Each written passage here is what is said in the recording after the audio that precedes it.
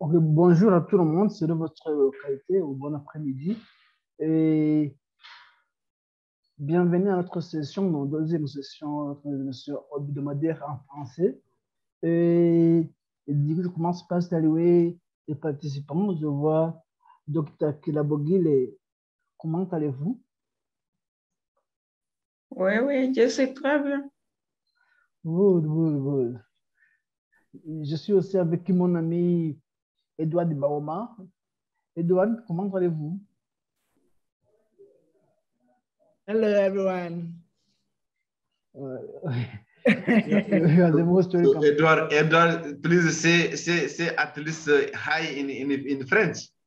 Salut. Salut tout le monde. Ok. Merci beaucoup, Edouard. Et je vois aussi Festus Ayembi là. Je pense que tu es au Congo. Comment tu Festus?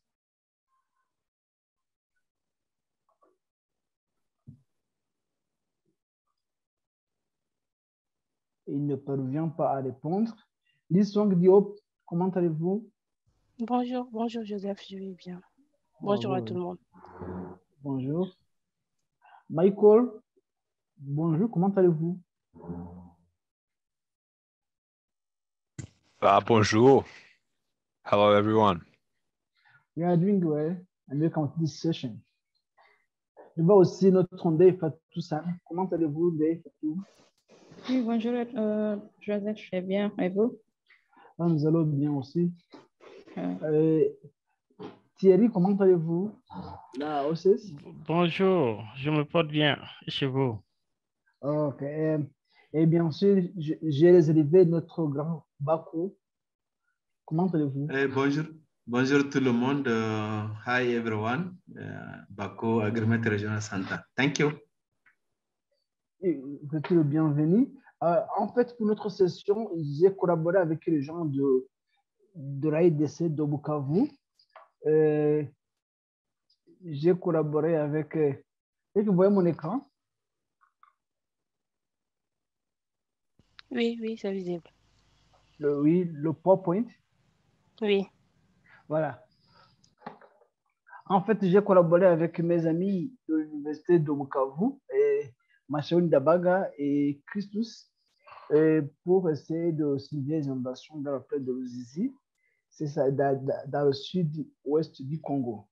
Et parce qu'ils ont eu point de connexion, Machaoun devrait participer, mais il n'a pas été disponible. Je vais présenter. Bien sûr, quand on dit une session live pour Digital Africa, nous sommes là pour fournir des données et services fiables qui nous permettent de surveiller différents phénomènes sur notre continent africain et surtout la déforestation, l'érosion côtière, l'urbanisation. Et aujourd'hui, nous allons nous concentrer sur les risques liés aux inondations. Et bien sûr, la fois prochaine, on va parler aussi d'autres services. Alors, la plaine de Ruzizi et les inondations ont été évidentes dans les années passées. Et je suivais l'actualité, surtout en 2020. Ça a été une année catastrophique. Beaucoup de maisons ont été démolies par ces inondations. Quelqu'un les attribue à, à, à la faible gestion des bassins versants ou aux activités humaines, d'autres au changement climatique. De toute façon, c'est évident. Mais on a toujours besoin de surveillance systématique pour gérer les risques qui sont liés à ces inondations. Et du coup, Digital Africa a développé deux services. Le premier service est l'observation des eaux à partir de l'espace qui ont été dérivées des images de Landsat et qui datent de 1980 à nos jours,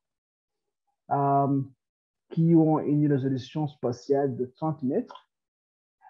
Deuxièmement, on a essayé d'utiliser les images de Sentinelle qui datent de 2016 à nos jours, avec une résolution de 10 mètres. Bien sûr, chaque produit, chaque service a ses avantages les WOFs, Water Observation from Space, ont une grande résolution temporelle de 980 en nos jours, mais la résolution spatiale est de 30 mètres. Contrairement, les images sentinelles ont une grande résolution spatiale, 10 mètres, mais la résolution temporelle est très limitée, parce que c'est de 2016 à nos jours. Mais, comme vous voyez, à droite, en haut, nous avons l'image d'Anisat, en bas, nous avons l'image le géomètre et sentinelle. Vous voyez que la qualité est nettement différente. Alors, ce que nous avons fait, nous avons essayé d'aller à travers notre sandbox et utiliser les données qu'on a pour surveiller les inondations dans cette région de Ruzizi. Et bien sûr, on doit avoir un compte dans notre sandbox. C'est question de créer un compte et de se loguer. Et puis, on a déjà beaucoup de notebooks qui sont déjà développés. Ici, nous avons utilisé des notebooks. Water Extent, c'est la couverture en eau et dérivé de Landsat et dérivé aussi des produits d'observation des eaux à partir de l'espace. Alors, nous pouvons surveiller la couverture des eaux à travers cet outil et puis les écosystèmes qui sont liés, mais aussi essayer de surveiller la qualité des eaux, parce que la qualité des eaux dépend de la couleur. Si ça contient beaucoup de chlorophylle, c'est un peu pollué ou étrophié. Si ça contient trop de boue aussi, la réflexion change. Bien sûr, ça peut nous renseigner sur la qualité de ces eaux, mais aussi les écosystèmes qui sont liés, la biodiversité qui est là. Et puis, nous avons utilisé plusieurs indices. Non, seulement des indices. Nous avons utilisé l'indice d'eau modifié, Modified Noise Difference Water Index, qui va nous permettre de générer les time series. Alors, on pourra faire des animations et calculer la surface en kilomètres carrés. Quelle est la surface qui a été convertie en eau, quelle est la surface qui a subi la diminution de la couverture d'eau, et ainsi de suite. Bien sûr, comme vous le savez, nous avons des applications déjà développées au sein de notre sandbox. C'est question seulement d'exécuter la cellule. Et puis, l'outil qu'on a utilisé s'appelle Water Extent, c'est-à-dire la couverture d'eau ou l'étendue des eaux. Bien sûr, c'est notre stockage local. Et toujours, il nous faudra spécifier les coordonnées géographiques, c'est-à-dire latitude et longitude, et bien sûr, spécifier aussi la zone de tampon. Alors, et les années de notre analyse. La zone ici, c'est la zone de la plaine de Ruzizi. Et là, c'est une zone un peu habitée et aussi riche en biodiversité parce que nous avons le Ruzizi, le parc national de Ruzizi, et nous avons aussi la réserve naturelle de Ruzizi. Mais aussi en haut, c'est très habité en fait. Alors, sans tarder, en projetant des images, en calculant l'indice d'eau normalisé, qui est modifié bien sûr, les thèmes series nous montrent comment la couverture en eau a évolué dans la région. Et ici, on voit là où, en 2016, décembre, il n'y avait pas plus d'eau, plus on monte. En juin, il y avait en 2017, il y avait quelques étendues d'eau. Mais quand on arrive depuis 2019 à décembre jusqu'en 2021, on voit une augmentation très accélérée de la couverture en eau dans la région de la vallée de l'Uzizi. Bien sûr, sur notre étendue qu'on a choisi. Alors, si on essaie de faire des animations, on peut faire une animation qui montre comment l'étendue d'eau a évolué au cours du temps, de 2017 en 2020. Et on voit que vers 2020, l'eau a 2021, l'eau a atteint le niveau maximum. Alors, on peut aussi faire le graphique qui montre que on a évolué de moins de 4,5 km² de couverture d'eau en 2017 à peu près 8 km² en 2021. En fait, c'est comme si l'étendue d'eau de la région a doublé au cours de ces 2 années. Alors, on peut voir la période où on a eu le maximum de la couverture en eau dans notre région.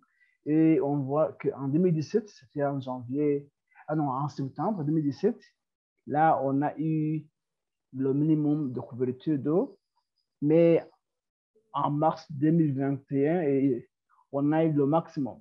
Ici, les gens qui connaissent la région, j'ai discuté avec ma chère et l'équipe, c'est que en fait, le mois de septembre, c'est juste après la saison sèche, alors que au mois de mars, on était toujours en pleine saison pluvieuse, même si les saisons changent pour le moment, mais c'était ainsi.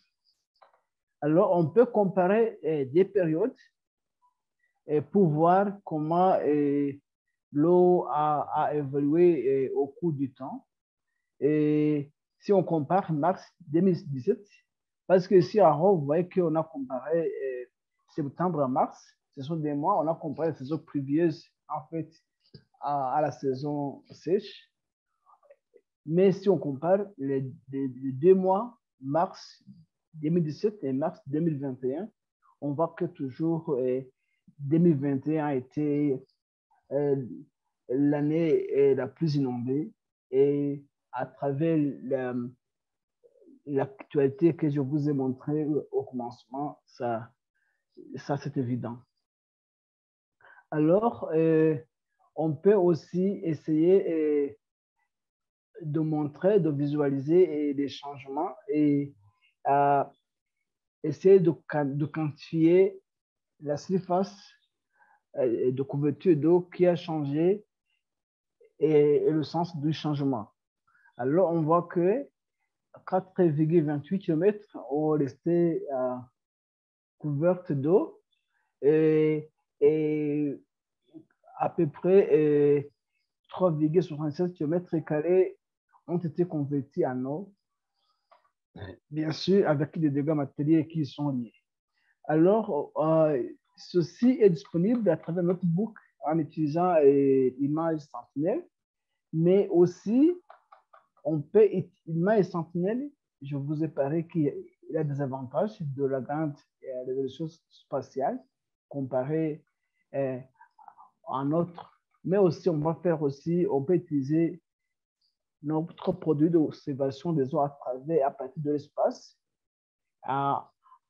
qui peuvent nous amener vers les années antérieures à partir de 1980 à nos jours. Et du coup, je n'ai pas à répéter les étapes, c'est la même chose. Ça peut montrer les années où la couverture en eau a augmenté. On peut faire les animations, mais qui datent de 1980 à nos jours. Et ça va nous montrer, nous renseigner sur la façon dont la couverture en eau a augmenté. On peut aussi calculer la surface qui a changé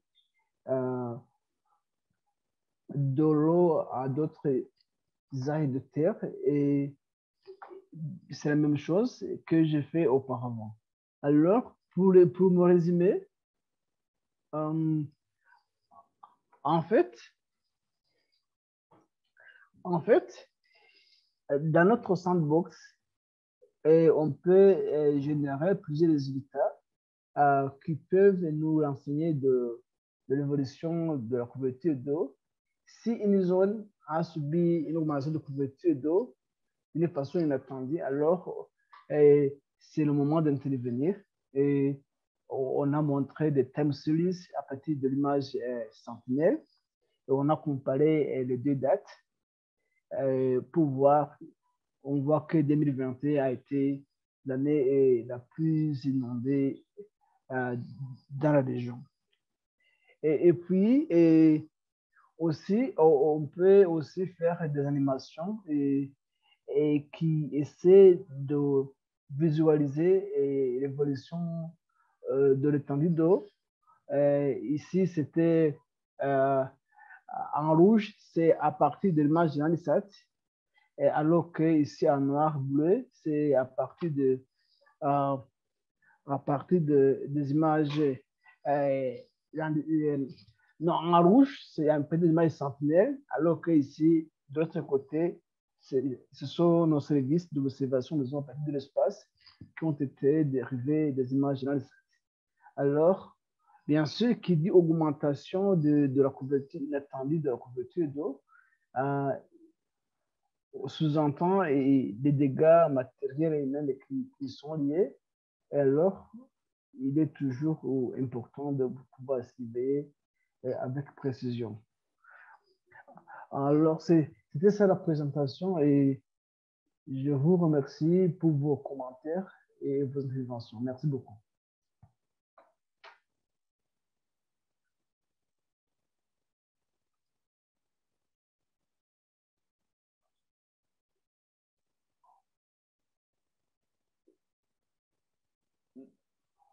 Vos commentaires sont les bienvenus.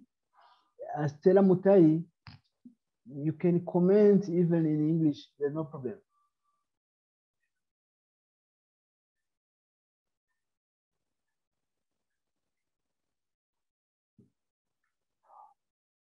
Bako, any comment?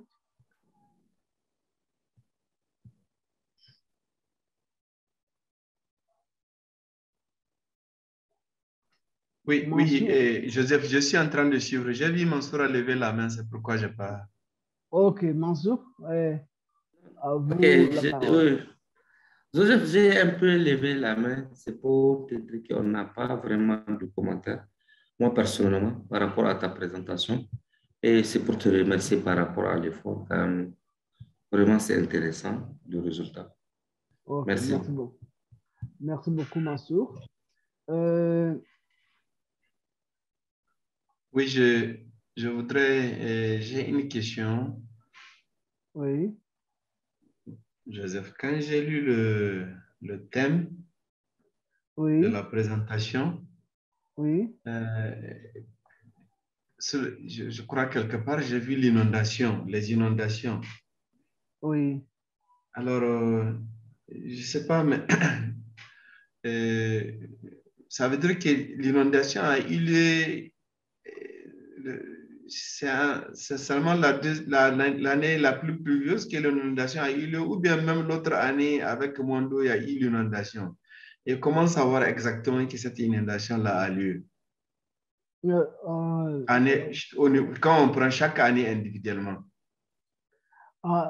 Merci beaucoup, Bako. Et, en fait, quelqu'un qui connaît la région, qui connaît les saisons de cette région, et nous savons que les mois pluvieux, ce sont les mois de mars au mai et de septembre au décembre. En fait, si on voit ces time series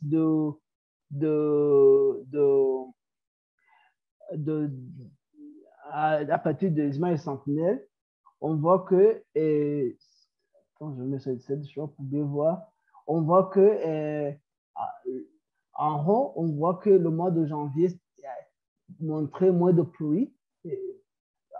À partir de 2016 jusqu'en 2018, le mois de mars aussi n'était pas, même si c'est le mois de pluie, ne montrait pas d'inondation.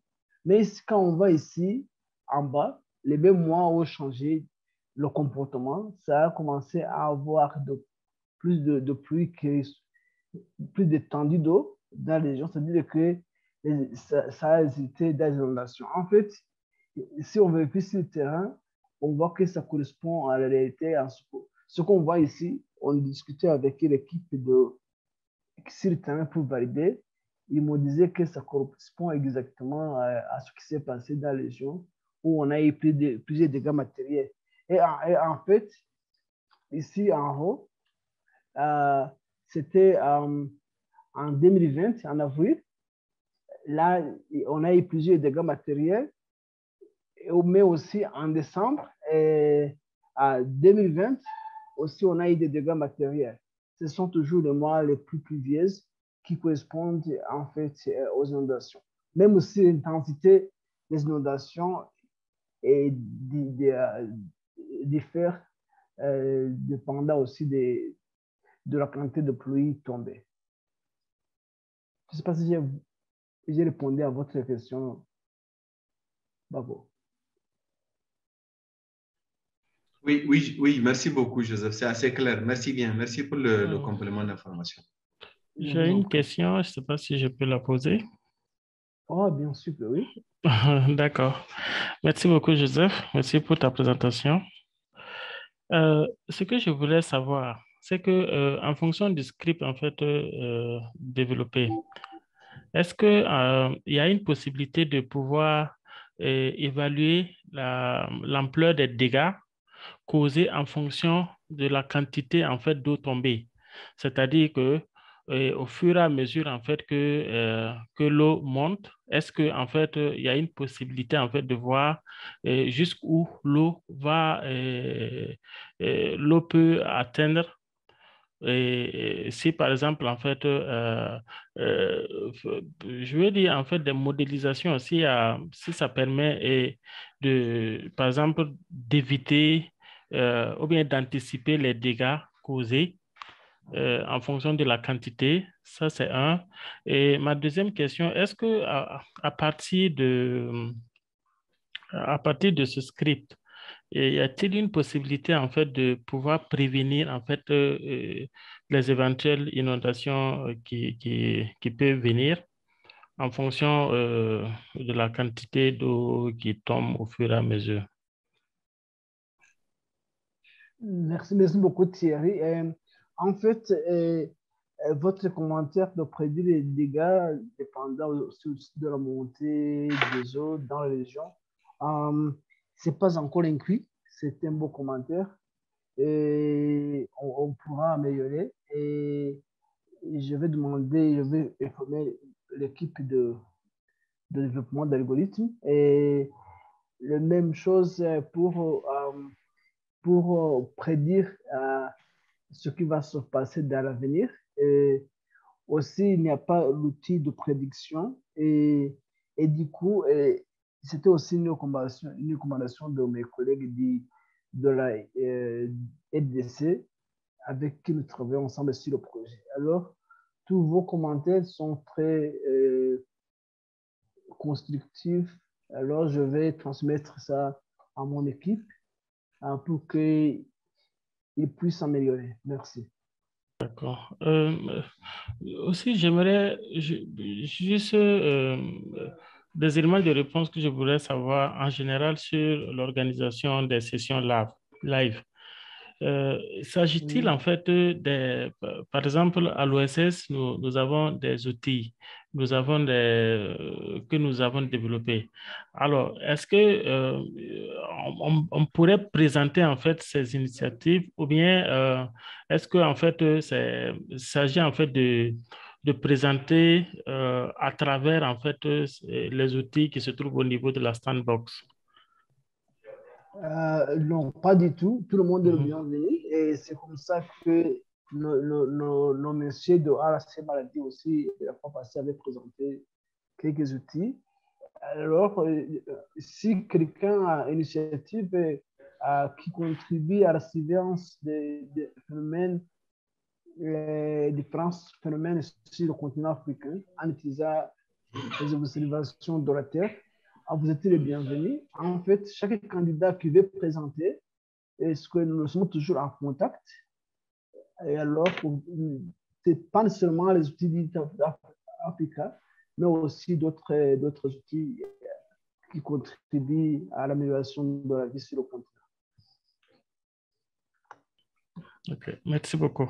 Merci pour les réponses. Je vous en prie.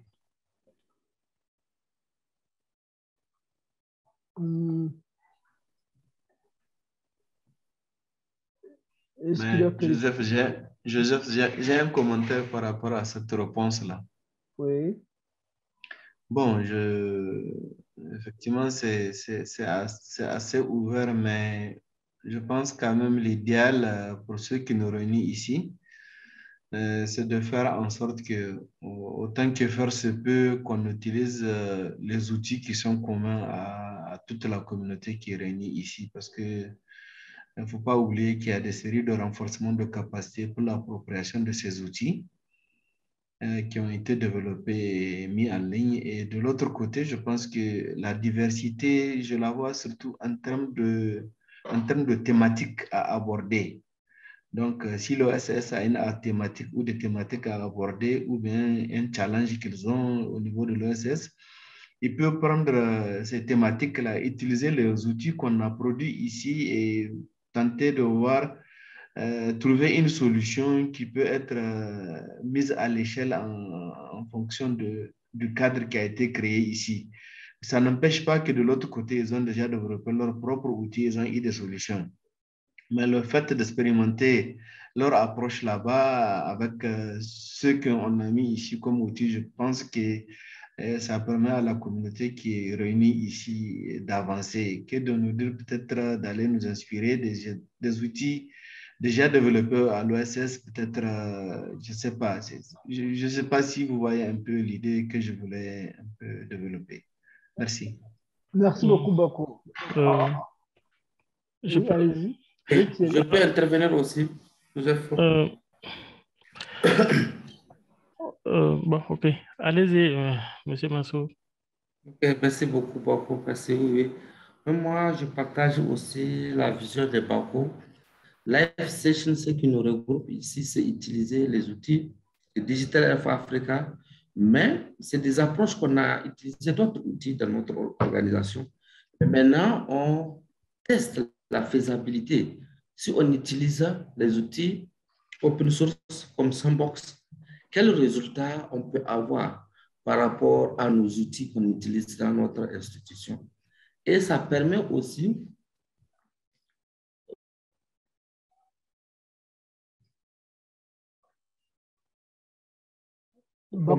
ça rentre dans le cadre de ça, c'est des échanges, oui, sur les algorithmes qu'on utilise avec Sandbox et tout cela, et comment on peut les tester, les algorithmes avec Sandbox. Tout ça, là, moi, je pense que c'est ça même la vision de Live Session. Merci beaucoup.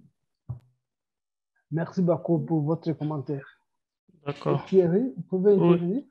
Non, c'était juste pour un peu clarifier à notre niveau par rapport à ces sessions en fait qui sont menées pour savoir en fait est-ce que si par exemple nous on développe des algorithmes, est-ce que ou bien des scripts, est-ce que c'est de pouvoir les adapter au niveau de la sandbox en fait pour pouvoir présenter et puis voir en fait à quel niveau on peut utiliser les outils en fait au niveau de la sandbox ou bien est-ce qu'on pouvait juste les présenter comme ça.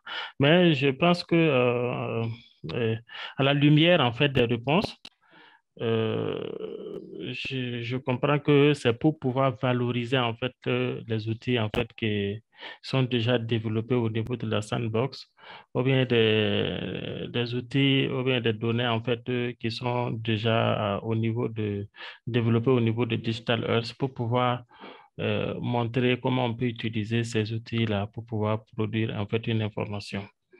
d'aide à la décision. Merci Thierry. En fait, c'était ça aussi mon idée. C'est comme si la fois passée, on a présenté la surveillance de la régénération en utilisant d'autres algorithmes qui existent et d'autres logiciels qui existent, mais aussi en essayant de comparer ce qui a été fait à travers d'autres organismes, d'autres algorithmes, à comparer à nos outils d'East Africa. Alors, c'est toujours une complémentarité, mais bien sûr, l'évangile prêché toujours, c'est de l'East Africa, mais tout ce qui contribue à améliorer la vie sur notre continent africain à travers l'utilisation de la terre, et vous serez le bienvenu. Alors, quelqu'un a un commentaire ou bien si on peut continuer la session?